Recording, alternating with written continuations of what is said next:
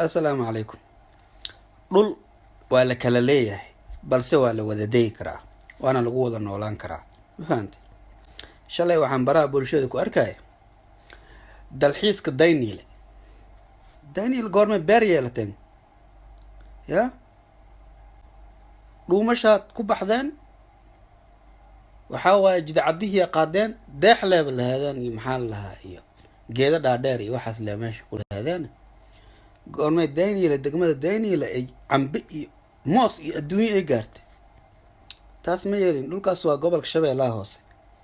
hal aqbalaayana ma ahan. ya baashaal u aad damaashaad caadi waay laakiin waa leeyahay BBC da xataa way ka saartay. BBC da sawirada soo gelisay oo way celisay meesha arrin baa ka jirta laakiin waa la isku fahmay waxaas ma soconayaan.